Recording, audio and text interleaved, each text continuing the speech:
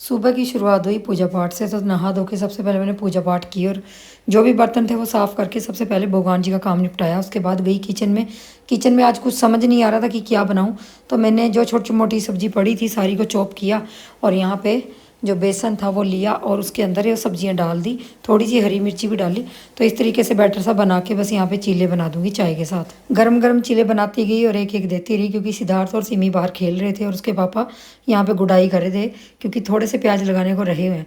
तो बारी बारी से उनको गर्मा गर्म चीले दिए और वो खाते गए। फिर बाद में मेरी बारी आई तो मैंने भी यहाँ चाय के साथ चीला खाया। और उसके बाद झाड़ू पोछे का काम था, क्योंकि पतिदेव जी पीछे लगे हैं तो बहुत सारा काम घर का भी पड़ा था। तो प्याज लगाने बाद में जाऊंगी, पहले झाड़ू पोछा करूंगी। तो सारे कमरों में मैंने यहाँ झाड़ू लगा दिया, थोड़ा गर्म पानी लेके और फिनाइल डाल के पोछा भी लगा दूंगी। तो आज 10 बज गए थे काम करते करते, मतलब 10:30 के करीब टाइम हो गया था मुझे घर के काम करते करते। और यहाँ आके जो भी मेरी क्यारियाँ रही थी प्याज लगाने के लिए, उनका आज लास्ट डे है, क्योंकि ये 2-3 क्यारियाँ रह गई जिसमें मुझे प्याज लगाने थे। तो यहाँ सिद्धार्थ भी मेरे साथ आ गया था, पीछे पीछे वो भी लगा। तो अपना प्याज का काम निपटाने के बाद फिर मैं आऊँगी अंदर, और अंदर आने के बाद मुझे गाँव से न्योता आ रखा है एक जगह से, मतलब पाठ है कहीं पे। तो वहाँ पाठ में जाना है और वहीं पे लंच होगा, वहीं पे बहुत सारी चीज़ें होंगी, वो आप लोगों के साथ शेयर करूँगी। तो यहाँ पे सूट वगैरह पहन लिया था। ये मेरे पास सर्दियों का एक ही सूट है, तो अभी तक मैं इसी का काम चला रही होगी। सर्दियों के मेरे पास बाकी सूट नहीं आने जाने के लिए।